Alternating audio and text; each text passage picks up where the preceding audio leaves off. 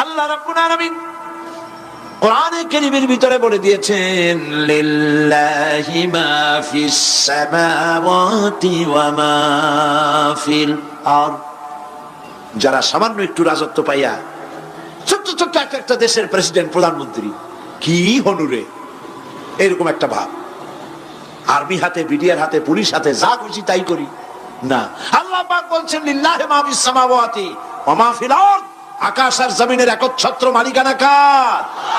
চিল্লায় বলুন, আল্লাহ পাকের। সুতরাং তুমি মাতবারি করিয়া কদ্দূর পারবা? বেশি দূর যেতে পারবে না। গ্রামে গোয়াল আছে, গরু রাখে যে জায়গায়, ওই জায়গাটার নাম কি? গোয়াল। গভীর রাত্রে গরুর মালিক শুনতে পাচ্ছে গোয়াল ঘরে খুব শব্দ হচ্ছে। রাখালকে ডেকে বলছে, দেখতো কি কিসের শব্দ? কয় যে দেখে এসে জবাব দিচ্ছে যে গোয়ালে যে ষাটটার শিং মোটা, তার গুতার চোটে ওই গোয়ালের মধ্যে যত গরু আছে কেউ টিকতে পারতেছে না, খালি গুতাইতেছে সমানে। মালিক কয় যে দীর্ঘদিন থেকে দেখতেছি এটার গুতার চোটে সমস্ত গরুগুলি অস্থির হয়ে যাচ্ছে, যা একটা মোটা দড়ি দিয়া, খাট্ট একটা দড়ি দিয়া খুঁটির সাথে জড়ায় বাঁধতে রাখ গলাটারে। মোটা একটা দড়ি দিয়া গলার সাথে খুঁটির সাথে যদি বাঁধতে দেয়, এরপরে খালি ফোঁস করতে পারবে, গুতাইতে আর পারবে না।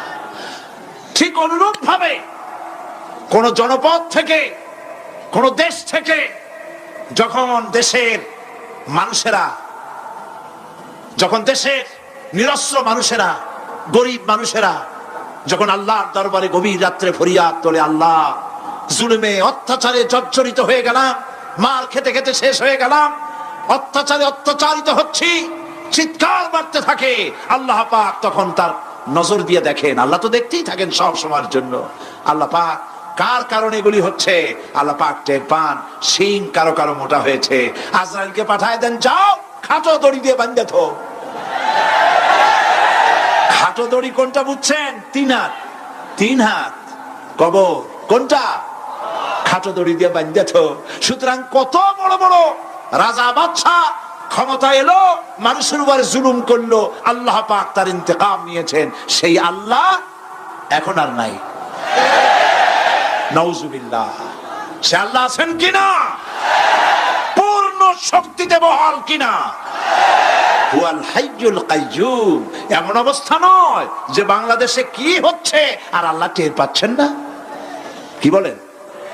আল্লাহ রাব্বুল আলামিন বলেন, লা তাখুযুহু সিনাতুন ওয়ালা নাওম। ঘুম নাই, তন্দ্রা নাই। কার? ঘুমানো না, তন্দ্রাও যান না। তন্দ্রা কারে কয়? জি, জিমটি, জিমানি, যাই বলেন আপনারা বুঝে নিয়ে। ওই যে বসে বসে এরকম করে, আল্লাহ ওরকমও করেন না। ঘুমো নাই, তন্দ্রা। হযরতে মুসা আলাইহিস সালাম বলছিলেন যে আল্লাহ তুমি নাকি ঘুমাও না। মুসা আলাইহিস সালাম তো খুব আদরের নবী, আল্লাহ পাকের খুব আদরের নবী, দারুণ আদর। আল্লাহ পাক বলছেন, মুসা আমি তোমারে আমার জন্য বানাইছি। সুবহানাল্লাহ। কোরআন শরীফ আছে, আল্লাহ পাক বলছেন, মুসা আমি তোমারে আমার জন্য বানাইছি। তোমাকে যখন তোমার মা দরিয়ায় ভাসায় দিয়েছিল, আমি তোমার বাক্সর দিকে তাকাইছিলাম। সুবহানাল্লাহ। আল্লাহ যদি বলেন আমি তাকাইছিলাম, সুবহানাল্লাহ। তোমারে আমার জন্য বানাইছি। সুতরাং হযরতে মুসা আলাইহিস সালাম তিনি বলছেন আল্লাহ পাককে খুব আদরের নবী, তো আল্লাহ তুমি নাকি ঘুমাও না। আল্লাহ কয় তুমি বিশ্বাস করো না?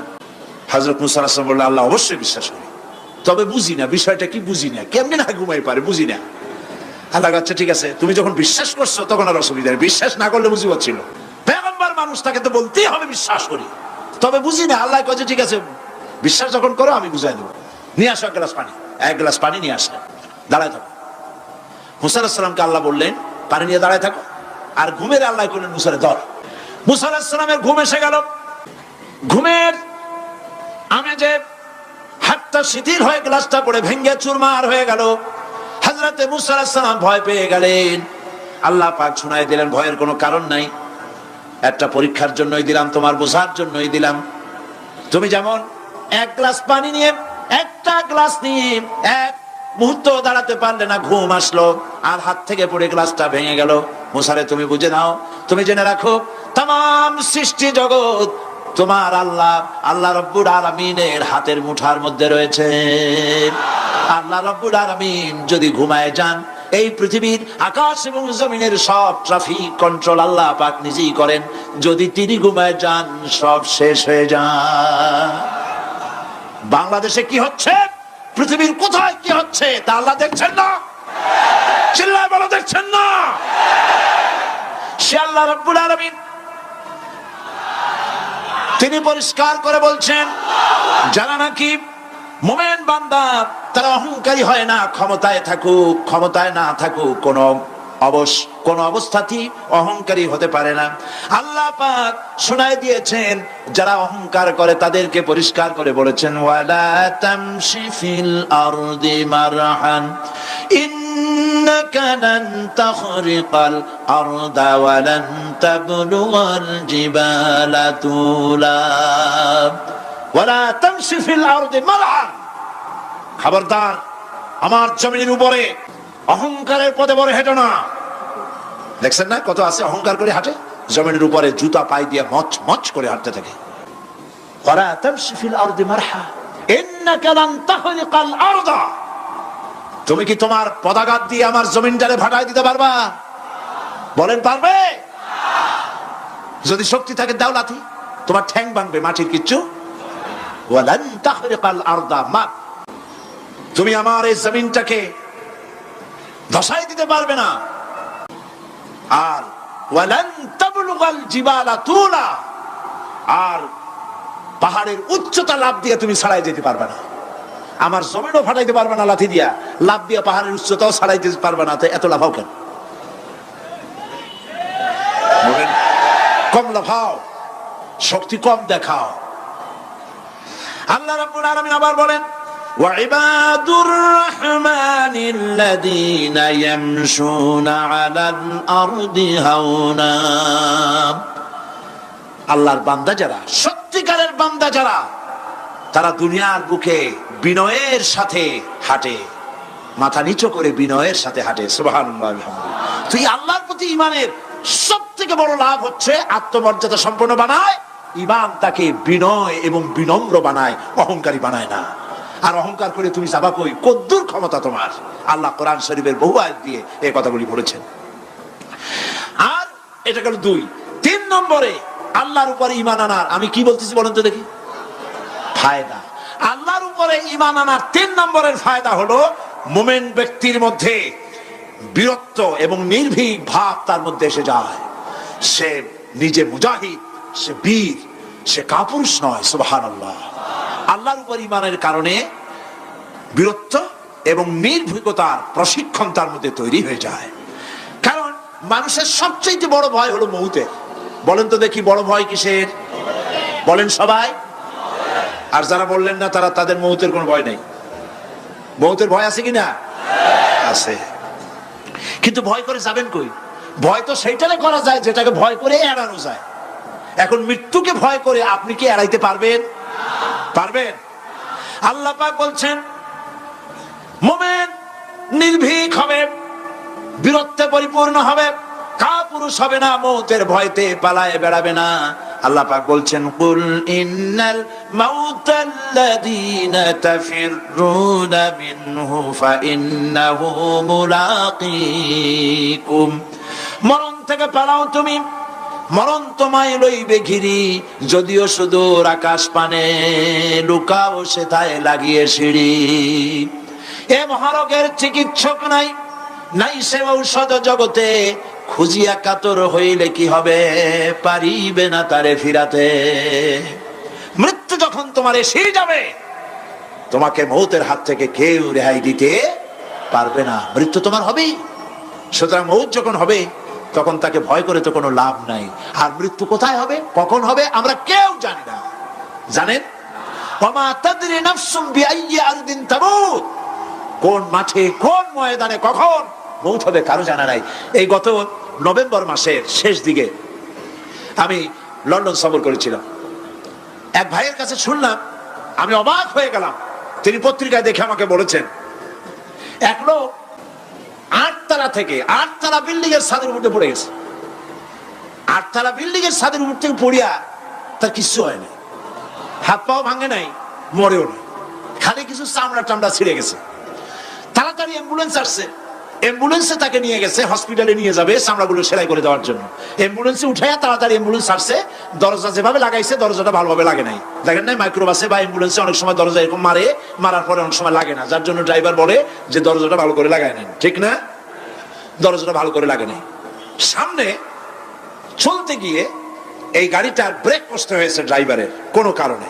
যেই না ব্রেক কষেছে আর অমনি দরজা যেটা লাগছিল না ভালো করে দরজাটা খুলে গেল, আর রুগীটা আটতলা কাছে পড়ছিল, ওইটা ছিল পাশে, সে ছিটকে গিয়ে রাস্তায় পড়লো, আর একটা বাস সামনের থেকে এসে মাটিতে তাকে চ্যাপ্টা করে দিয়ে চলে গেল। শুনিয়া আমার মুখ থেকে বেরিয়ে গেল আল্লাহু আকবার। বলেন আল্লাহু আকবার। কি আল্লাহ পাকের কি প্রচন্ড ক্ষমতা, কি ইচ্ছা তার। মৃত্যুর জন্য সময়ও লাগবে, জায়গাও লাগবে, দুটো জিনিস এক হতে হবে। আল্লাহ যাকে যে মৃত্যু দিবেন, মৃত্যুর জন্য সময় এবং জায়গা দুটোর কম্বিনেশন হতে হবে। আটতলা থেকে পড়বে ঠিক, কিন্তু মরবে না। আজরাইল অপেক্ষা করতেছে রাস্তায়, বাস আসবে যখন। আটতলা থেকে পড়লো, অবিশ্বাস্য ভাবে লোকটা বেঁচে গেল, আর হসপিটালে তার যাওয়া হলো না। গাড়ির দরজা খুললো, রাস্তা দিয়ে পড়লো, আজরাইল দ্রুত তার কাম সেরে চলে গেল। সুতরাং মুমিন ব্যক্তি আল্লাহর উপর ঈমান আনার কারণে দুর্জয় মনোবল সৃষ্টি হয়। কাপুরুষ জীবনে কয়েকবার মরে, সাইকেলের টায়ার বাস্ট হয়েছে শুনে বেহুশ হয়, তারপরে ট্রাকের টায়ার বাস্ট হয়েছে শুনলে কানের তলা ফেটে যায়, বোম বাস্ট হয়েছে আওয়াজ শুনে হার্ট ফেল করে, পাতিশিয়ালের ডাক শুনলে কোনো হুঁশই থাকে না। এই হচ্ছে কাপুরুষদের কাজ। আর ইমানদার ব্যক্তি এগুলি পরোয়া করে না। তার জানা আছে যে আমার নির্ধারিত সময়ের এক মুহূর্ত আগে আমার মৌত হবে না। তো মৌত যখন আমার জন্য অবধারিত, দুনিয়ায় আসছি যখন, মৌত যখন হবেই, সেই মৌত বিড়ালের মতো হোক তা কি চান? পাতিশিয়ালের মতো হোক তা কি চান? আমি তো বলি যে বিড়ালের মতো 500 বছর বেঁচে থাকার কোনো লাভ নাই। সিংহের মতো 5 মিনিট বাঁচুন। মির্জাফরের মতো 50 বছর বেঁচে থাকায় লাভ নাই। খালিদ বিন ওলীদের মতো, সিরাজউদ্দৌলার মতো বেঁচে থাকুন।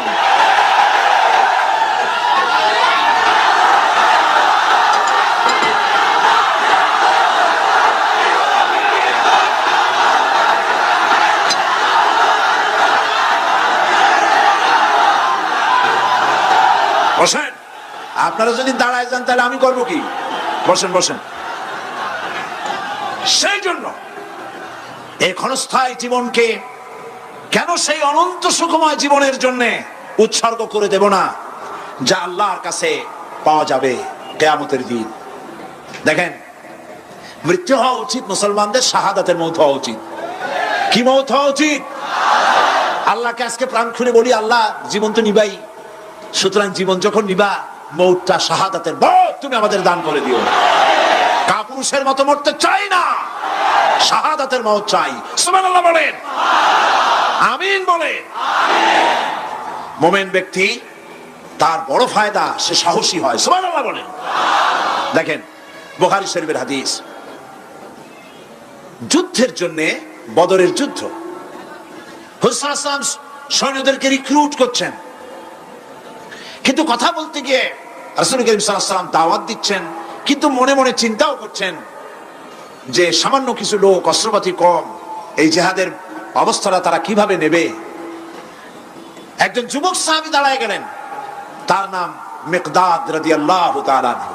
যুবক, এই পৃথিবীতে যুবকদের ইসলামের সবচাইতে অবদান কাদের? চিল্লায় বলো। যুবকদের অবদান সবচাইতে বেশি। হযরত মিকদাদ রাদিয়াল্লাহু তাআলা আনহু তিনি দাঁড়ায় গেলেন, তিনি বললেন, ইমদি বিনা ইয়া রাসূলুল্লাহ হাইসুমা তাশা। হাদিস, হে রাসূল, আপনি আমাদেরকে নিয়ে চলুন। কত সৈন্য তারা আসতেছে, কত অস্ত্র নিয়ে আসতেছে, এটা আমাদের ভাববার বিষয় নয়। আপনি আমাদের নিয়ে চলুন, হাইসুমা তাশা, আয়ে হাইসুমা আমারাকাল্লাহ, আল্লাহ আপনাকে যেদিকে আমাদের নিয়ে যাইতে কয় আপনি সেই দিকে আমাদের নিয়ে চলুন। ইন্না লা নাকুলু লাকা কামা ক্বালা বনু ইসরাঈল লিমূসা আলাইহিস সালাম, ইযহাব আনতা ওয়া রাব্বুকা ফাকাতিলা ইন্না হাহুনা কায়িদুন।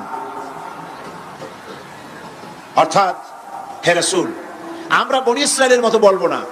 শোনেন, আমরা বনী ইসরাইলের মতো বলবো না যে মুসা তুমি এবং তোমার আল্লাহ এই দুইজনে গিয়ে ফেরাউনের বিরুদ্ধে যুদ্ধ করো, আমরা যাবো না, আমরা এখানে বসে থাকবো। এই কথা আমরা বলবো না। আমরা মুসা আলাইহিস সালামের উম্মত নই, আমরা মুহাম্মদ সাল্লাল্লাহু আলাইহি ওয়াসাল্লামের উম্মত।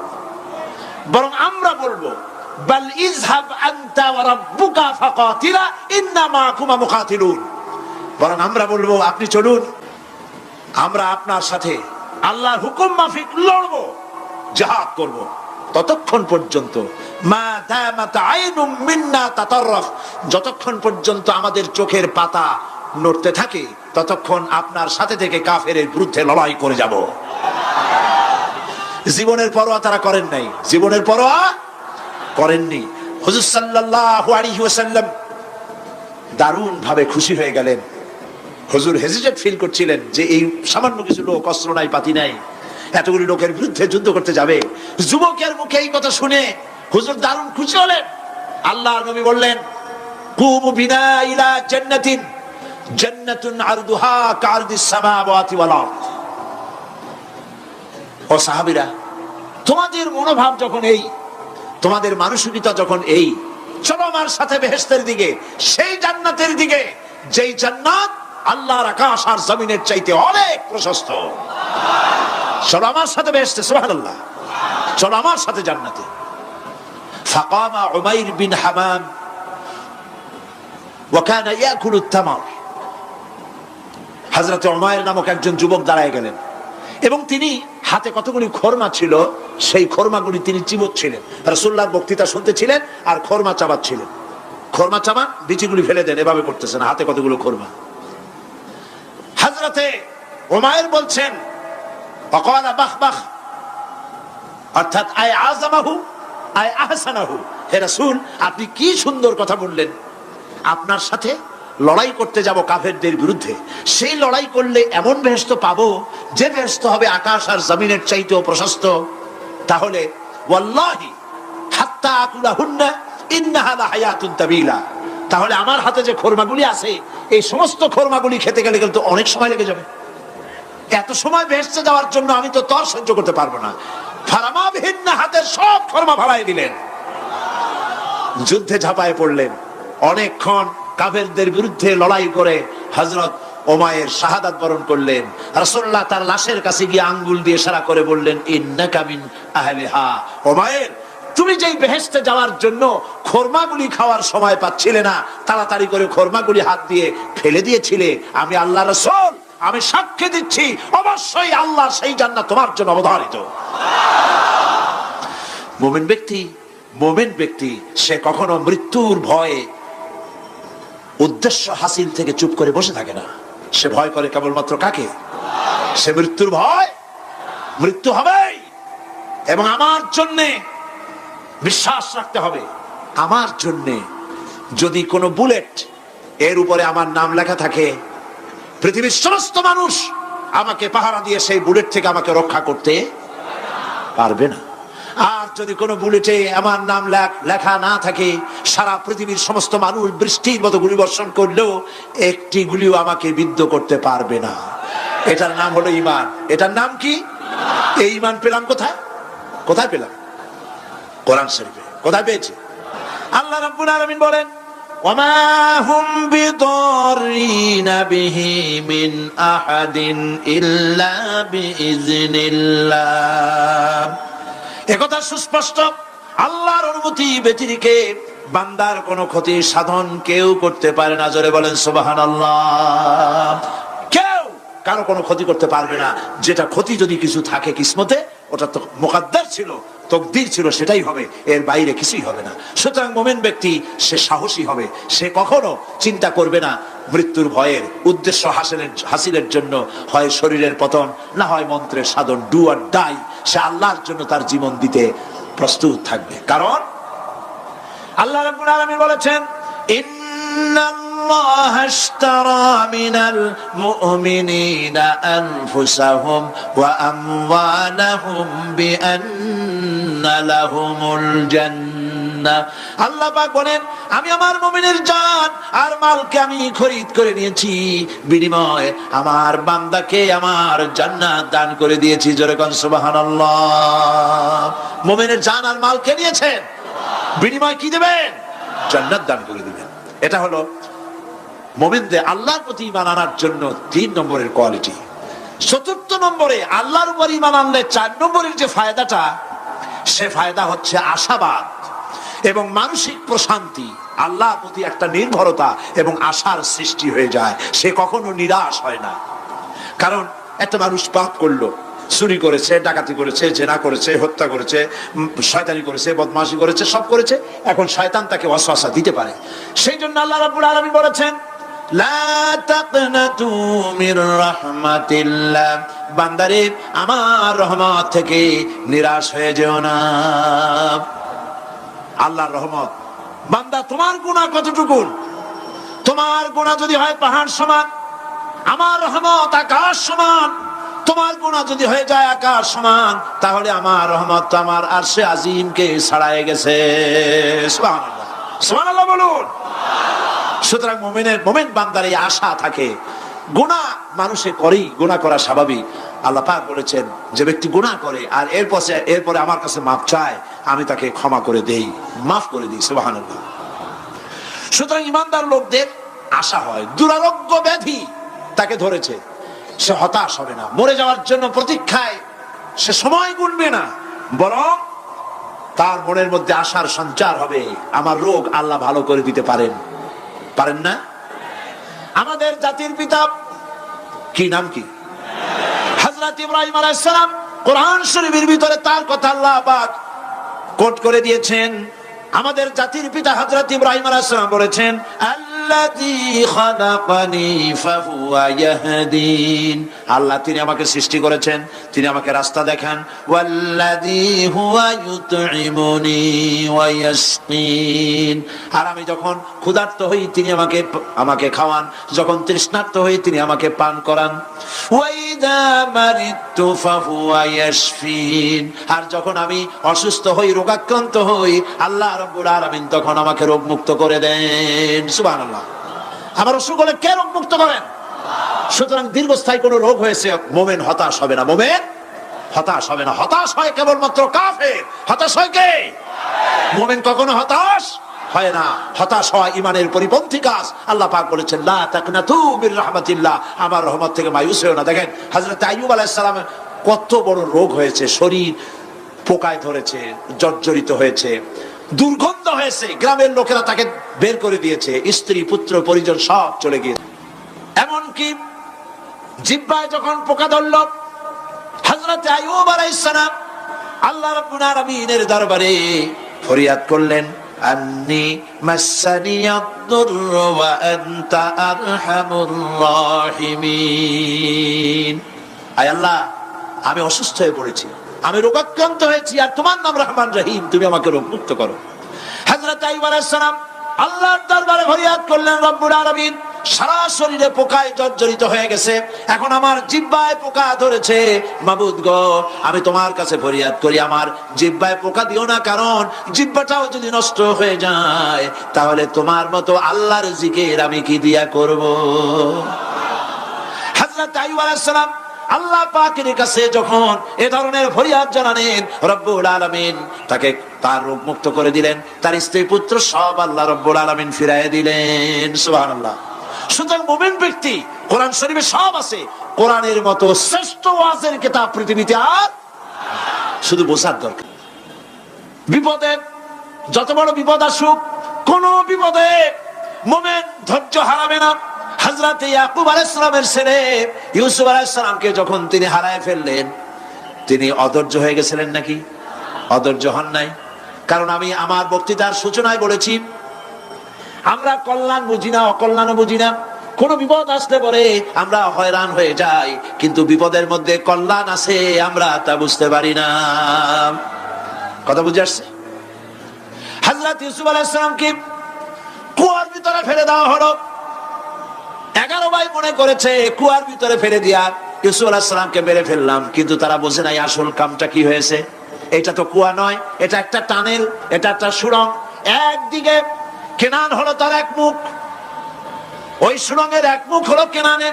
কেনান ইউসুফ আলাইহিস সালামকে ফেলে দেওয়া হলো কুয়ার ভিতরে মারার জন্য, কিন্তু আল্লাহ পাকের ইচ্ছা ইউসুফ আলাইহিস সালাম মরবে না। এই টানেলের অপর প্রান্ত মিশরের সিংহাসনের টানেলের এপার দিয়া ইউসুফ আলাইহিস সালামকে ঢুকালেন, অপর প্রান্তে মিশরের সিংহাসনে ইউসুফকে আল্লাহ বসাইয়া দিলেন। হযরত ইয়াকুব ছেলের জন্য অধৈর্য হলেন না। যখন তিনি খবর পেলেন ছেলে বাঘে খেয়ে ফেলেছে, তিনি তখন বলেছেন ফাসাবুরুন জামিলুন আসাল্লাহু আইয়াতিয়ানি বিহিম জামিআ ইন্নাহু হুয়াল আলিমুল হাকীম। ফাসাবরুন জামিল, আমি উত্তম ভাবে ধৈর্য ধারণ করলাম এবং আমি বিশ্বাস করি আল্লাহ রাব্বুল আলামিন আমার হারানো সবকিছু আমাকে ফিরাই দিবেন। বহু বছর পর যখন হযরত ইউসুফ আলাইহিস সালাম প্রেসিডেন্ট হয়েছেন মিশরের, 11 ভাই গেল সেখানে সাহায্য আনার জন্য। সেই ঘটনা তো শোনাবো না, এমনি বলে যাচ্ছি। এরপরে তিনি তাদেরকে পরিচয় দিলেন, ওরা ভয় পেয়ে গেল। তিনি বললেন ভয়ের কোনো কারণ নাই, লা তাসরিবা আলাইকুমুল ইয়াউম, আজকে আমি কোনো প্রতিশোধ তোমাদের নেব না। সুবহানাল্লাহ। এর নাম পয়গম্বর, এর নাম কি? আল্লাহর নবী। আমি আজকে কোনো প্রতিশোধ তোমাদের নেব না, তোমরা যাও। পিতার অবস্থা তিনি জানলেন, কাঁদতে কাঁদতে পিতার চোখ দুটো নষ্ট হয়ে গেছে। ইয়াকুব আলাইহিস সালাম, হযরত ইউসুফ আলাইহিস সালাম বললেন যাও। নিজের জামাটা খুললেন, গায়ের জামা খুলে বললেন ভাইরা আমার এই জামা নিয়ে যাও, আর আমার আব্বার চোখের উপরে এই জামাটা রেখে দিও। ছেলেরা যখন হযরত ইউসুফ আলাইহিস সালামের জামা নিয়ে মিশর থেকে রওনা করেছে, গল্প নয়, উপন্যাস নয়, আল্লাহ পাক এই কোরআন শরীফে সূরা ইউসুফে বলেছেন জামা নিয়ে মিশর থেকে রওনা করেছেন। কোথায় মিশর আর কোথায় কেনান? কেনানে বসে হযরত ইয়াকুব আলাইহিস সালাম বলছেন তোমরা যদি আমাকে মতিভ্রম পাগল যদি মনে না করো তাহলে একটা কথা বলি, আমার নাকে এখন আমি ইউসুফের গন্ধ পেতেছি। তোমরা যদি আমাকে মতিভ্রম না করো তাহলে আমি বলি আমি কিন্তু ইউসুফের গন্ধ পেতেছি। সুবহানাল্লাহ। হযরত ইউসুফ আলাইহিস সালামের জামা এনে ভাইরা যখন হযরত ইউসুফের চোখের উপরে রেখে দিলেন, হযরত ইয়াকুবের দুটো চোখ সাথে সাথে আল্লাহ ভালো করে দিলেন। ফাসাবরুন জামিল, ধৈর্য ধরো। ঈমানদার ব্যক্তি আশার উপরে তার জীবন বাঁচে, কারণ যত বড় বিপদ আসুক না কেন আশ্রয় পাওয়ার একটা জায়গা আছে, তার নাম হলো আল্লাহ। নাম কি? বলেন আল্লাহ। সবাই বলেন আল্লাহ আল্লাহ আল্লাহ আল্লাহ। হযরত ইউনূস আলাইহিস সালাম মাছটাকে গিলে ফেলে দিল, মাছটাকে গিলে মাটির অতল তলদেশে চলে গেছে। এত বড় বিপদ পৃথিবীর কোন মানুষের হতে পারে নাকি? বলেন কি বলেন? মাছের পেটের ভিতরে জানালা নাই, দরজা নাই, বেরোবার কোনো পথ নাই, মাছ গেছে পানির অতল তলদেশ। আল্লাহ পাক কোরআন শরীফের ভিতরে মানুষকে শোনান, আল্লাহ ওয়াজ করছেন। সুবহানাল্লাহ বলেন। আল্লাহ পৃথিবীর মানুষকে ওয়াজ করছেন, দুনিয়ার মানুষকে শোনান। আমার ইউনূস তো ধৈর্য হারা হয় নাই। ওয়াযান্নুন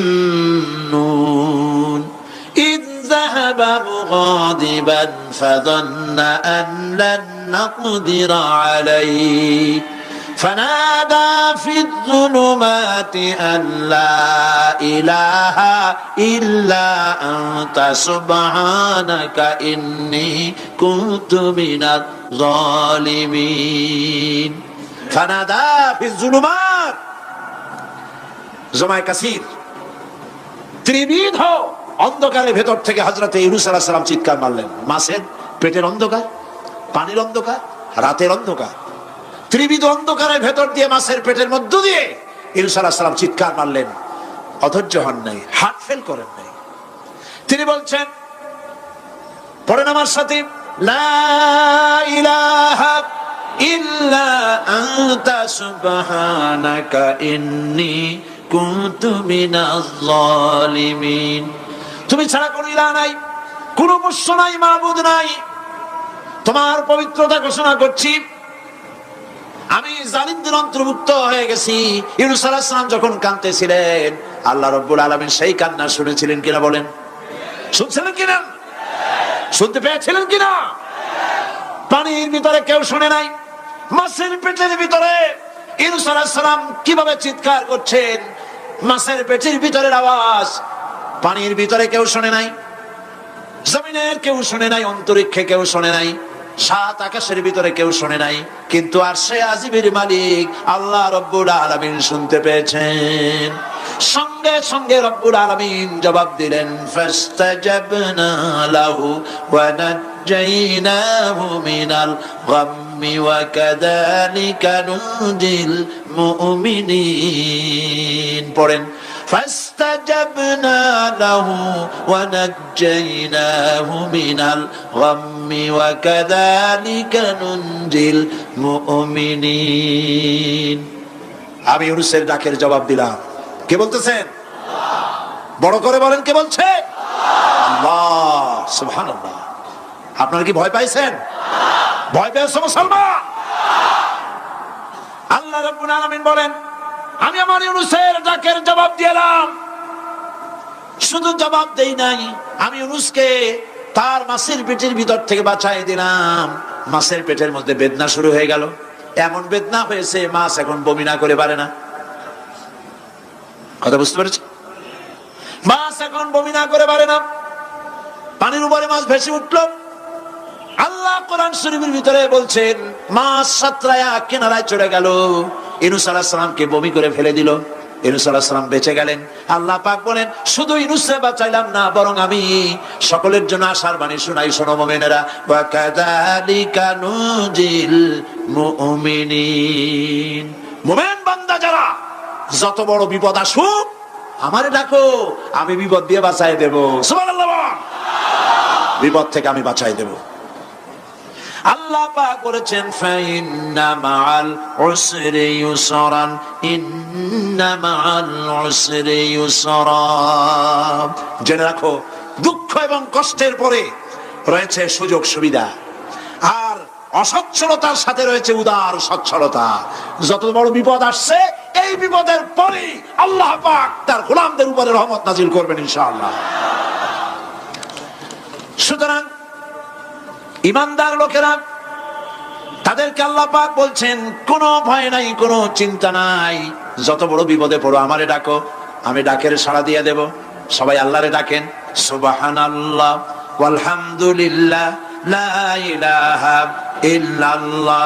জোরে পড়েন, সুবহানাল্লাহ ওয়ালহামদুলিল্লাহ লা ইলাহা ইল্লাল্লাহ, সুবহানাল্লাহ ওয়ালহামদুলিল্লাহ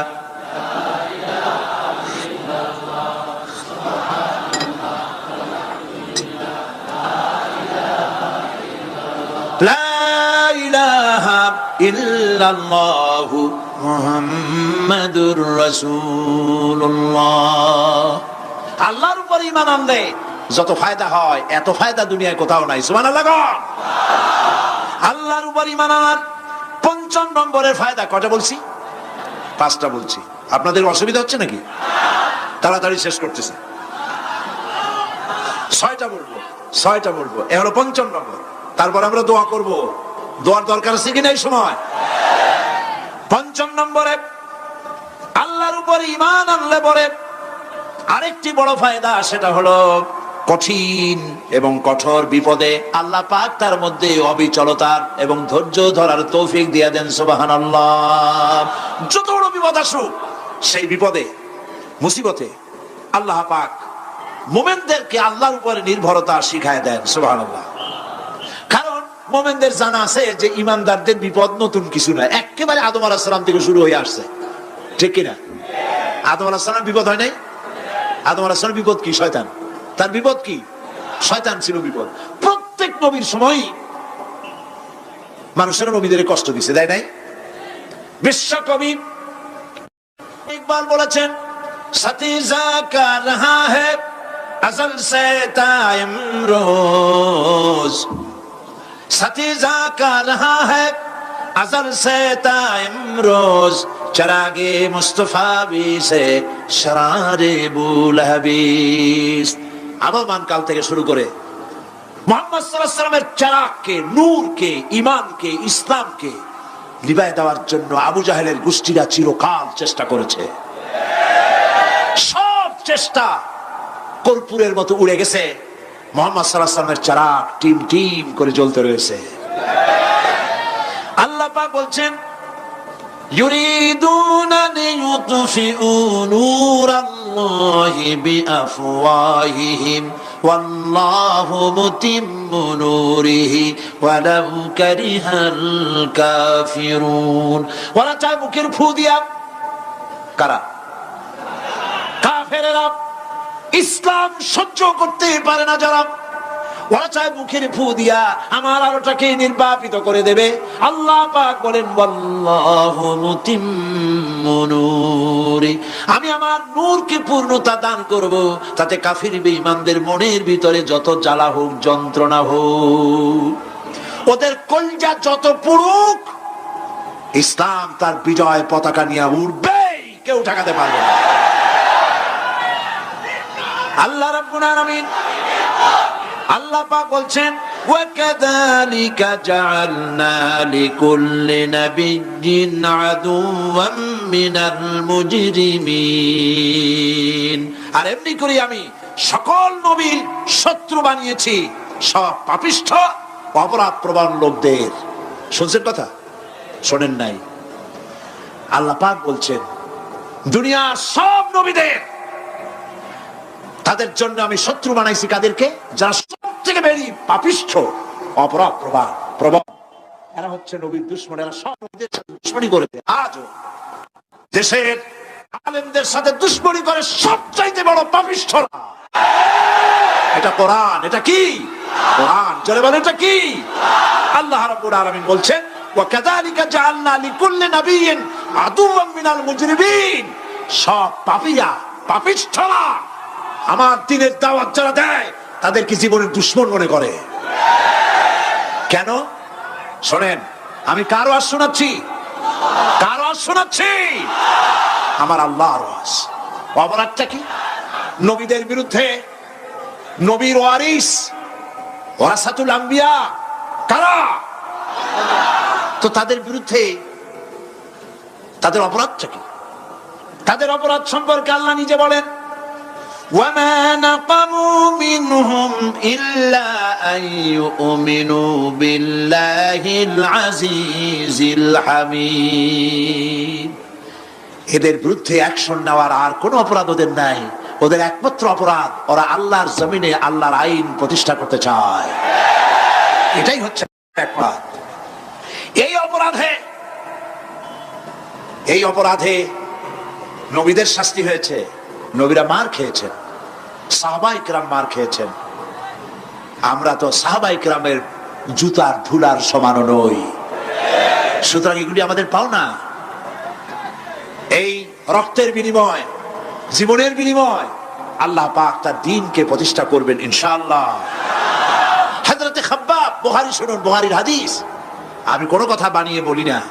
আমি লেখাপড়া করি, পড়াশোনা করি, চোখে দেখি, তারপরে কথা বলার চেষ্টা করি। বাজে গপ্প কিস্সা কাহিনী বলার অভ্যাস আমার কোনো কালে ছিল না, নাই। রাসূল করিম সাল্লাল্লাহু আলাইহি ওয়াসাল্লামের মতো মানুষ, ওনার মতো মানুষ, আহারে, তার চাইতে শ্রেষ্ঠ মানুষ কি পৃথিবীতে আছে? তিনি মার খাইছেন না খান নাই? আহা, কিভাবে তাকে মারলো!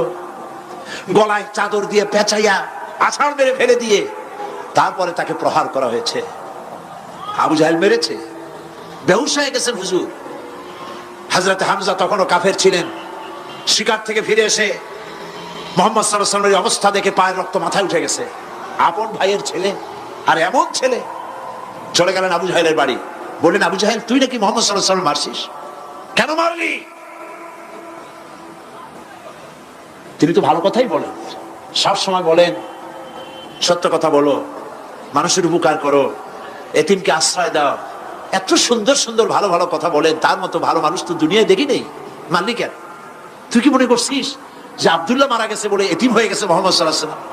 তোর মনে রাখা উচিত আব্দুল্লাহ মারা গেছে, হামজা মরে নাই। হযরত হামজা ধনুক বাইর করলেন, এক বাড়ি মারলেন মাথার উপরে, মাথা ফাটা রক্ত বেরিয়ে গেল। হামজা হন হন করে হেঁটে এলেন রাসূলের কাছে। হুজুরের অসুস্থ দেহ মোবারক কোলে উঠায় নিয়ে বললেন, বাবা, তার মস্তক মোবারক কোলে উঠায় নিয়ে বললেন, আমি আবু জাহেলের মাথা ফাটিয়ে রক্ত বের করে দিয়ে এসেছি, তুমি একটু খুশি হও। হুজুর বললেন, চাচা কার মাথা ফাটাইছেন, কার রক্ত বের করেছেন, এই কথা বলে তো আমাকে আপনি খুশি করতে পারবেন না। তিনি বললেন, বাবা তুমি কি হলে খুশি হও? তিনি বললেন, আমি খুশি হই চাচা তোমার মুখে যদি একটা বার আমি ঈমানের কলেমা শুনতে পাই। হযরতে হামজা বললেন, মুহাম্মদ সাল্লাল্লাহু আলাইহি ওয়াসাল্লাম, আমার বুঝতে মোটেও কষ্ট হয়নি, তুমি কোনো সাধারণ মানুষ নও। সাধারণ মানুষের প্রতিশোধে তুমি বিশ্বাসী হতে, খুশি হতে, প্রতিশোধে বিশ্বাসী হওনি, তুমি অবশ্যই আল্লাহর নবী। আমি আল্লাহকে সাক্ষী রেখে, আমি তোমাকে সাক্ষী রেখে ঈমানের কালেমা ঘোষণা করছি, লা ইলাহা ইল্লাল্লাহু মুহাম্মাদুর রাসূলুল্লাহ। ভাইরা আমার, আল্লাহর দ্বীন প্রতিষ্ঠার জন্য আমার নবীদেরকে কষ্ট করতে হয়েছে, সাহাবায়ে কেরামদেরকে কষ্ট করতে হয়েছে, আল্লাহর ওলিদেরকে, ইমাম আবু হানিফা রাহমাতুল্লাহ আলাইহি 8 বছর জেলের মধ্যে রাখা হয়েছিল। ইমাম আহমদ বিন হাম্বলকে চাবুক মেরে মেরে গায়ের গোশত আর চামড়া তুলে ফেলে দেওয়া হয়েছিল। তারপরেও তারা বাতিলের সামনে মাথা নত করে নাই। এর নাম হচ্ছে ইসলাম। এর নাম কি? বুখারীর হাদিস, হযরত খাব্বাব বিন আরিত রাদিয়াল্লাহু তাআলা আনহু, বুখারীতে হাদিসটা এভাবে এসেছে, ওয়ান খাব্বাব বিন আরিত রাদিয়াল্লাহু তাআলা আনহু আন্নাহু قال قال شكونا الى رسول الله صلى الله عليه وسلم وهو متوسد بردة له في ظل الكعبة। তিনি বললেন, আমরা রাসূলের কাছে গেলাম, যাই দেখি রাসূল করিম সাল্লাল্লাহু আলাইহি ওয়াসাল্লাম কাবা শরীফের ছায়ায় আরাম ফরমাচ্ছেন। আমরা কাছে গিয়ে বললাম, আলা তাস্তানসিরু লানা আলা তাদউ লানা ইয়া রাসূলুল্লাহ, হে রাসূল আপনি কি আমাদের জন্য দোয়া করবেন না? আমরা তো মার খেতে খেতে শেষ হয়ে গেলাম, আমাদের খাব্বাবকে, খুবাইবকে, আম্মারকে, সুমাইয়াকে মেরে শেষ করে দিল। ওরা আমাদেরকে না খাওয়ায় রাখে, সারা রাত খেতে দেয় না, ঘুমাতে দেয় না। তারা আমাদের বেলালকে মেরে মেরে রক্তাক্ত করে উত্তপ্ত মরুভূমির উপরে চিৎ করে শোয়ায়, বুকের উপরে পাথর চাপা দিয়ে রেখেছে। ওরা সাহাবায়ে কেরামদেরকে মারতেছে, না খাওয়ায় রাখতেছে। হুজুর আপনি কি আল্লাহর কাছে দোয়া করবেন না? এখনো কি দোয়ার সময় আসে নাই? হাদিস শরীফ এসেছে, হুজুর সাল্লাল্লাহু আলাইহি ওয়াসাল্লাম উঠে বসলেন, বললেন, ও খাব্বাব, তোমাদের আগে এই পৃথিবীতে যারা দ্বীনের দাওয়াত নিয়ে এসেছিলেন, সমকালীন রাষ্ট্র শক্তি তাদেরকে ধরত, ফায়ুহাজুর রাজুলু ফায়ুহফারু লাহু ফিল আরদ, তাদেরকে ধরে তাদের জন্য কবর খনন করা হতো জীবিত মানুষের জন্য। ফায়ুজআলু ফিহা, এরপরে সেই গর্তের ভিতরে তার কোমর পর্যন্ত গেড়ে দেওয়া হতো। সুম্মা ইউতা বিল মানশার, এরপরে করাত আনা হতো। ফায়ুদাউ আলা রাসিহি, এরপরে সেই করাত তার মাথার উপরে রাখা হতো। ফায়ুজআলু নিসফাইন, করাত দিয়ে ঘষে ঘষে ছিঁড়ে ছিঁড়ে জীবিত মানুষকে দ্বিখণ্ডিত করে ফেলে দেওয়া হতো। মা ইয়াসুদ্দুহু যালিকা আন দীনিহি, এত কষ্ট দেওয়ার পরেও আল্লাহর গোলামদেরকে এক চুল জায়গা দ্বীন থেকে সরায় দেওয়া যায় নাই। ওয়াল্লাহি ওয়াল্লাহি, ও খাব্বাব আমি আল্লাহর নামে কসম করি,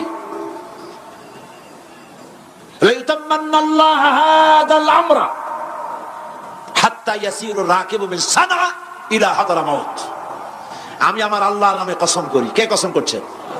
সুবহানাল্লাহ বলবেন না? রাসূলুল্লাহ কসম করছেন, আমি কসম করি আল্লাহর, সেদিন বেশি দূরে নয়, যেদিন ইয়েমেনের রাজধানী সানা থেকে শুরু করে হাজরামাউত পর্যন্ত হাজার হাজার মাইল সওদাগরেরা তাদের পণ্য নিয়ে, মহিলারা তাদের সৌন্দর্যের পসরা নিয়ে একাকিনী অথবা দলবদ্ধভাবে যাতায়াত করবে মরুভূমির উপর দিয়ে। লা ইয়াখাফু ইল্লাল্লাহ, আল্লাহ ছাড়া তাদের অন্তঃকরণে কোনো ভয় থাকবে না। ওয়ালাকিন্নাকুম তাস্তাজিলুন, তোমরা বড্ড তাড়াহুড়ো করছো, অপেক্ষা করো, সেরকম সময় আসবে। রাসূল করিম সাল্লাল্লাহু আলাইহি সাল্লাম সেরকমের সময় দিতে পেরেছিলেন নাকি পারেন নাই? পেরেছিলেন কিনা? সেজন্য রক্ত দিতে হয়েছে, সেজন্য মার খেতে হয়েছে, সেজন্য জেলে যেতে হয়েছে। রাসূল করিম সাল্লাল্লাহু আলাইহি সাল্লামকে, জেল তো নতুন কিছু নয়। ইউসুফ আলাইহিস সালাম জেলে থাকেন নাই? জেলে থাকেন নাই? ঠিক আছে, রাসূল করিম সাল্লাল্লাহু আলাইহি সাল্লাম জেলে ছিলেন না? সেই জেল এরকমের দেওয়ালে ঘেরা জেল নয়, পাহাড়ে ঘেরা, চতুর্দিক থেকে পাহাড়ে ঘেরা শিয়াবে আবি তালেব। 3 বছর, কতদিন? টানা 3 বছর রাসূল, তার সাহাবী, তাদের স্ত্রীরা, বাচ্চা বাচ্চা ছেলেপেলেরা 3 বছরের মধ্যে সরকার ঘোষণা করেছে এদের সঙ্গে কথা বলবে না, বাজার ঘাটে যেতে পারবে না, কেনা বেচা করতে পারবে না, সামাজিক বয়কট, সামাজিক ভাবে বয়কট করে রেখেছে। সাথে যা ছিল খাবারগুলি শেষ হয়ে গেছে, তারপরে উট ছিল, ভেড়া ছিল, খাইয়ে শেষ হয়ে গেছে। এরপরে যখন কিছু নাই, উটের চামড়া ভিজাইয়া ভিজাইয়া, শুকনা চামড়া ভিজাই খেয়েছে। যুবকেরা ক্ষুধার যন্ত্রণায় বাবলা গাছের পাতাগুলি চাবায়ে খাইতে গিয়া কাটা ফুটে জিহ্বা থেকে রক্ত পড়েছে। বাচ্চা ছেলেবেলেগুলি মায়ের বুকে দুধ পায় নাই, না পায়া বাচ্চারা চিৎকার করে উঠেছে। এই চিৎকার, ক্ষুধার জ্বালার এই চিৎকারের আওয়াজ শুনে কাফেরেরা চতুর্দিকে অট্ট হাসিতে ফেটে পড়েছে। সুতরাং জেল জুলুম মুসলমানদের জন্য, আলেমদের জন্য, পীর বুজুর্গদের জন্য নতুন কিছু নয়। এই জুলম, এই অত্যাচারের পরেই আল্লাহ পাকের দ্বীন কায়েম হয়েছিল মদিনায়। রাসূলুল্লাহ বলেছিলেন, খায়রুল কুরুনি কারনি, সর্বশ্রেষ্ঠ যুগ আমার যুগ। বন্ধুগণ, আল্লাহর উপর ঈমান আনলে মানুষের ভিতরে এ ধরনের অবিচলতা আসে, বিপদে ধৈর্য ধরার হিম্মত পয়দা হয়ে যায়। সুবহানাল্লাহ বলো। মুসা আলাইহিস সালাম কে? মুসা আলাইহিস সালাম কোরআন ওয়াজ করতেছে। সুবহানাল্লাহ বলে। গল্প করতেছি না কোরআন শোনাচ্ছি? গল্প করতেছি না হাদিস শোনাচ্ছি? আল্লাহ রাব্বুল আলামিন বলেন, ফিরাউন মুসা আলাইহিস সালামকে চতুর্দিক থেকে, তিন দিক থেকে ঘেরাও করেছে। একদিকে দরিয়া, তিন দিকে ফিরাউনের সৈন্যরা। কোরআন শরীফে ঘটনা এভাবে তুলতেছে, ফালাম্মা তারাআল জামআন ক্বালা আসহাবু মূসা ইন্না লামুদরাকুন। মুসা আলাইহিস সালামের সাথীরা বলছেন, হে মুসা, আমরা তো পাকড়াও হয়ে গেছি, পালাবার কোনো পথ নাই, মরছি। মুসা আলাইহিস সালাম ভয় পাইছিলেন নাকি? ঈমান কারে বলে? হযরত মুসা আলাইহিস সালাম বললেন, কাল্লা ইন্না মা'য়া রাব্বী সায়াহদিন। নিশ্চয়ই নয়, অবশ্যই নয়, রব্বী সায়াহদিন, আমার প্রভু অবশ্যই, সিন দিয়ে বোঝানো হচ্ছে অবশ্যই আমার রব আমার জন্য রাস্তা করে দেবেন। এর নাম ঈমান। সুবহানাল্লাহ বলেন। এর নাম ঈমান। চতুর্দিক থেকে বিপদ ঘনীভূত, বেরোবার কোন রাস্তা নাই। ওর মধ্য দিয়ে ওমাইয়াত্তাকিল্লাহা ইয়াজআল লাহু মাখরাজা, কোন রাস্তা নাই, চতুর্দিকে অন্ধকার। এরপরে যদি বান্দা আমার উপরে ভয় করে, আমাকে ভালোবাসে, আমাকে ভয় করে, সবর ইখতিয়ার করে, অন্ধকারের ভেতর থেকে নিশ্ছিদ্র অন্ধকারের ভেতর দিয়ে আলো রশ্মি বের করে মুমিনদের যাওয়ার তো রাস্তা করে দেব। মুসা আলাইহিস সালাম বললেন, ভয় পাইও না, আল্লাহ আমাদের পথ তৈরি করে দিবেন। আল্লাহ রাব্বুল আলামিন হযরত মুসা আলাইহিস সালামকে বললেন, হাতের লাঠি দিয়া দরিয়ার উপরে আঘাত করো। মুসা আলাইহিস সালাম আঘাত করলেন। রাস্তা দরকার ছিল একটার। মুসা আলাইহিস সালামের এক আঘাতে রব্বুল আলামিন দরিয়ার ভিতরে মুসা আলাইহিস সালাম এবং তার সাথী সঙ্গীদের পারাপারের জন্য 12টা রাস্তা পয়দা করে দিলেন। গল্প না কোরআন। রাস্তা তৈরি হয়ে গেল 12টা, সব পার হয়ে গেল। ফিরাউন তার দলবল নিয়ে আসছে। আল্লাহ রাব্বুল আলামিন বলেন, ওয়া আনজাইনা মূসা ওয়া মান মা'আহু আজমাইন সুম্মা আগরাকনাল আখারিন। মূসা আলাইহিস সালামকে পার করলাম, পিছনে যারা আসতেছিল, কারা আসতেছিল? ফিরাউন। ফিরাউন আসছে তার দলবল নিয়ে। আসে রাস্তা দেখা মনে করছে ওর বাজারে তৈরি করে রাস্তা, দলবল নিয়ে নামছে। দরিয়ার মাঝখানে এলো, আল্লাহ পাক অর্ডার করলেন কুল, বাস রাস্তা বন্ধ হয়ে গেল। রাস্তা কি হয়ে গেল? শুরু হয়ে গেল চুবনি। পানির ভিতরে চুবনি খাচ্ছে, নিচে যায়, উপরে ওঠে। পানি খাইতে খাইতে প্যাক পোটকা মাছের মতো এরকম মোটা হয়ে গেছে। ডুবে ডুবে সব মরছে। এখন ফেরাউন একা, কেউ নাই। ফেরাউন একা। ফেরাউন পানির ভিতরে চুবনি খেতে খেতে তুমানের ভিতর থেকে নাক একটু জাগায় আর বলে, আমানতু আন্নাহু লা ইলাহা ইল্লাল্লাযী আমানাত বিহি বানু ইসরাঈল। ও আল্লাহ, তুমি ছাড়া কোনো ইলাহ নাই, আমি ঈমান আনলাম ওই আল্লাহর উপরে। বনি ইসরাঈল ঈমান আনছে যার উপরে, কাজী বনি ইসরাঈলদের পার করে দিয়েছো, আমারও পার করো। আল্লাহ তুমি রক্ষা করো, আমি তো মুসলমান। ওয়া আনা মিনাল মুসলিমিন। আমি তো মুসলমান, কলেমা পড়লাম, তারপরও চুবাও কেন? আল্লাহ রাব্বুল আলামিন বলেন আল আন, এখন ওয়াকাদ আসাইতা ক্বাবলু ওয়া কুনতা মিনাল মুফসিদিন, এখন ঈমান আনতেছ, আর এর পূর্বে আমার দিন যারা জমিনে প্রতিষ্ঠিত করতে চেয়েছে তাদেরকে জেল দিয়েছো, জুলুম করেছো, অত্যাচার করেছো, আজ তোমাকে ছাড়বো না। তোমাকে শুধু মারবই না, আলিয়াউমা নুনাজ্জিকা বিবাদানিক, আলিয়াউমা নুনাজ্জিকা বিবাদানিক, আমি তোরে শুধু মারবই না। কে বলতেছেন? জোরে বলেন, কে বলতেছেন? আমি তোরে শুধু মারবই না, আলিয়াউমা নুনাজ্জিকা বিবাদানিক, আমি তোর শরীরটারে বাঁচায় দেব। তোর শরীর পানিতে পচবে না, পোকায় খাবে না, মাটিতে পচাবে না, তোরে আমি শুটকি বানায় রাখবো। কিয়ামত পর্যন্ত দুনিয়ায় যত ফেরাউন আর ফেরাউনের বাচ্চারা আসে, তোরে দেখে যেন তারা ইতিহাস স্মরণ করে। আল্লাহ রাব্বুল আলামিন কোরআনে কারীমের মধ্যে পরিষ্কার করে মানুষদেরকে বুঝায় দিয়েছেন, আল্লাহর উপর ঈমান আনলে পরে তার হিম্মত বেড়ে যায়, মনের বল বেড়ে যায়। সুবহানাল্লাহ। হযরত রাসূল করিম সাল্লাল্লাহু আলাইহি ওয়াসাল্লাম কাফের বেঈমানেরা চতুর্দিক থেকে বাড়ি ঘেরাও করে রেখেছে, পালাবার কোনো পথ নাই। ঘুমেছিলেন তিনি, জিবরাইল এসে বলেন, ইয়া রাসূলুল্লাহ, ঘুমের থেকে জাগুন, আল্লাহ আপনাকে সালাম বলেছেন, আর আপনাকে হিজরত করার জন্য মদিনায় আল্লাহর অর্ডার করেছেন। বাড়ির চতুর্দিকে কাফেররা তরবারি নিয়ে দাঁড়ানো। নবীজি ঘুমের থেকে জেগে হযরত আলীকে ডেকে বলেন, আলী রে, আমার বিছানায় আমার চাদর মুড়ি দিয়া ঘুমায় থাকো, আল্লাহ আমাকে অর্ডার করেছেন, আমি মদিনায় চললাম।